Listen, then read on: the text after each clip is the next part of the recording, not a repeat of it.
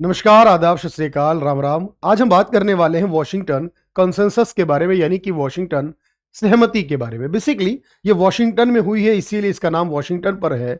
लेकिन इसमें क्या कुछ किया गया है इंडियन इकोनॉमी को लेकर या फिर वर्ल्ड की इकोनॉमीज को लेकर, इस बारे में हम बात करने वाले हैं।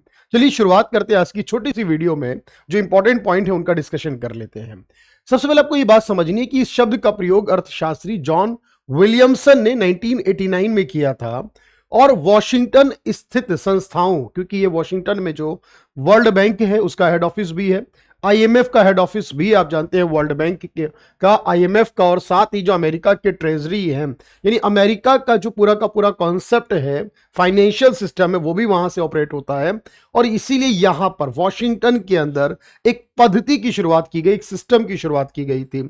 और वो सिस्टम क्या कहता है कि यहां पर 10 आर्थिक नीतियों के एक समूह को दर्शाया गया, यानी ऐसी 10 चीजों के बारे में बात की गई जिन पर ये सभी सहमत हैं, सारी कंट्रीज, ताकि इनका इस्तेमाल करके पूरे विश्व के अंदर, स्पेशली विकासशील देशों के अंदर, आर्थिक स्थिरता लाई जा सके। अब ये जो 10 पॉइंट पर सहमति बनी है डेवलपिंग कंट्रीज में स्टेबिलिटी लेकर आने के लिए वॉशिंगटन के अंदर होने वाली इस मीटिंग में, इसलिए इसका नाम पड़ा है वॉशिंगटन कंसेंसस, यानी वॉशिंगटन सहमति। 10 पॉइंट क्या है मैं डिस्कस करूंगा, लेकिन उससे पहले आप ये बात याद रखेंगे, इसमें मुख्य रूप से यह कहा गया कि उदारीकरण, निजीकरण, वैश्वीकरण और विनियमन, यानी कि डीरेगुलेशन, यानी सरकार के नियंत्रण को कम किया जाए लगातार।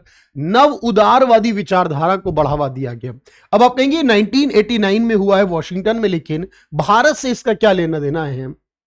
तो याद कीजिए, भारत में 1990 के समय जो बहुत सारी क्राइसिस चल रही थी, तब 1991 में हमारे प्रधानमंत्री हुआ करते थे पीवी नरसिम्हा राव, और हमारे वित्त मंत्री हुआ करते थे डॉक्टर मनमोहन सिंह जी। तो उन्होंने भी हमारे देश में यही कॉन्सेप्ट को फॉलो किया था, लिबरलाइजेशन, प्राइवेटाइजेशन एंड ग्लोबलाइजेशन, जिसे हम एलपीजी पॉलिसी कहते हैं, जिसको हम इकोनॉमिक रिफॉर्म्स का नाम देते हैं। और जब ये अप्लाई किया गया था, आप उसके बाद जानते हैं भारत ने डेवलपमेंट की स्पीड को कितनी तेजी से बढ़ाया फिर, और साथ ही भारत जो है वो आज दुनिया की टॉप डेवलपिंग इकोनॉमीज में से एक बना है। तो 1989 में वॉशिंगटन में हुआ, जॉन विलियमसन की हमने बात करी, जिन्होंने ये नाम दिया यहां पर।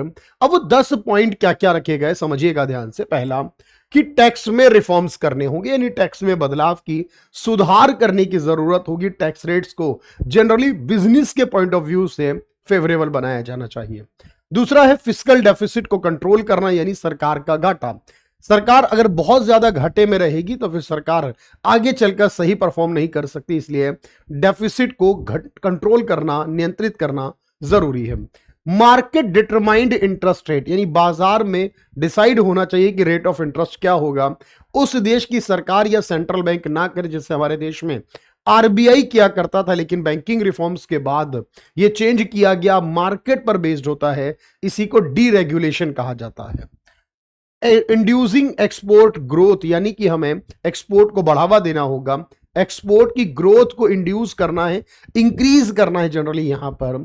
और रिमूव करने होंगे रिस्ट्रिक्शंस एंड टैरिफ, यानी जो भी इंटरनेशनल ट्रेड पर प्रतिबंध लगे हैं, रुकावटें हैं, जैसे हमारे देश में भी पहले इंपोर्ट पर बहुत सारे कोटास लगे होते थे ट्रेड पर, और उसके अलावा लाइसेंस का नियम भी था, बहुत ज्यादा टैरिफ भी हुआ करते थे। तो उनको रिमूव करना और रिड्यूस करना जरूरी है ताकि ट्रेड को बढ़ाया जा सके।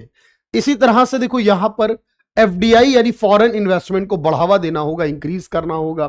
प्राइवेटाइजेशन करना होगा, निजीकरण, यानी सरकारी क्षेत्र के वो सारे पॉइंट जो लॉस में है या बहुत कम प्रॉफिटेबल है, उनको स्पेशली शुरुआत में प्राइवेटाइज करना होगा, और बाद में धीरे धीरे और ज्यादा चीजों को प्राइवेटाइज करना होगा। इसके बाद डीरेगुलेशन, मैंने कहा बाजार को डीरेगुलेट करना, उसी में इंटरेस्ट को भी डीरेगुलेट करने की बात आई थी।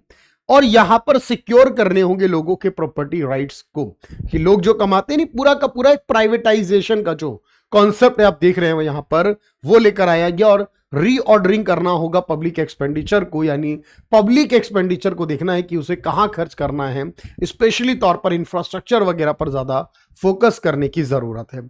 ये जो 10 पॉइंट बने, मैंने कहा वॉशिंगटन में, बस इसी का नाम है वॉशिंगटन सहमति। अब देखते हैं इस पर रिलेटेड क्या क्या सवाल हमारे एग्जाम में पूछे जाते हैं। तो पहला सवाल है वॉशिंगटन कंसेंसस की एक प्रमुख आलोचना क्या है। अब इस आलोचना की बात कर रहा है, देखो इस सवाल में, तो आप क्या कहोगे? इसने कहा कि 10 पॉइंट बनाए जो पूरी दुनिया के सभी देशों के लिए। बस ये एक प्रॉब्लम है कि सर दुनिया का हर देश अलग है, लेकिन उसके लिए इन्होंने क्या करा? वन साइज फिट ऑल, यानी एक ऐसा साइज जो सबके लिए फिट हो जाए, ये बनाने की कोशिश करी, जो कि लगभग सही नहीं है, और इसीलिए हम कहेंगे कि ये इसकी एक आलोचना है। वॉशिंगटन कंसेंसस के संदर्भ में राजकोषीय अनुशासन यानी फिस्कल डिसिप्लिन क्या कहता है?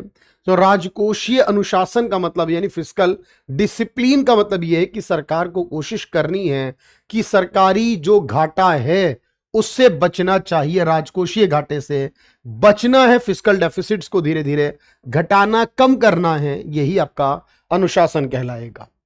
वॉशिंगटन कंसेंसस का संदर्भ क्या है? तो ये क्या चीज, और ये सवाल बहुत पूछा जाता है, याद रखना। तो आप कहेंगे सर ये क्या है? ये बेसिकली एक सेट ऑफ पॉलिसीज है जो एक्सेप्ट की गई थी माइग्रेंट्स के लिए, क्या नहीं? तो आप क्या कहेंगे यहां पर? तो विकसित देशों पर वैश्विक निर्भर करने के लिए कार्टेल की नीतियां नहीं। ये नॉर्थ साउथ कोऑपरेशन की बात करता नहीं, ये बात करता है स्पेसिफिकली तौर पर इकोनॉमिक पॉलिसीज की, जो कि उन देशों के लिए थी जो स्पेसिफिकली क्राइसिस में थी। तो उन देशों के बारे में जो क्राइसिस में है उनके लिए जो लाया गया, आप कहेंगे बस वही हमारे पास वॉशिंगटन कंसेंसस का पार्ट हो जाएगा। तो ये एक इकोनॉमिक पॉलिसीज का सेट हो गया। वॉशिंगटन कंसेंसस शब्द का प्रयोग किसने किया था?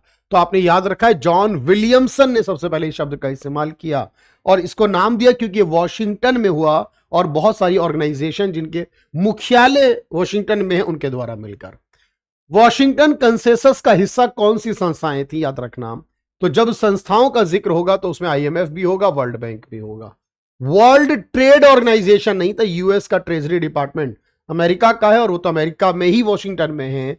ए, बी और डी होगा लेकिन सी नहीं होगा। क्यों? क्योंकि डब्ल्यूटीओ तो जेनेवा में है, स्विट्जरलैंड में है, वो नहीं है आपके पास, याद रखना। वॉशिंगटन कंसेंसस का संदर्भ क्या है?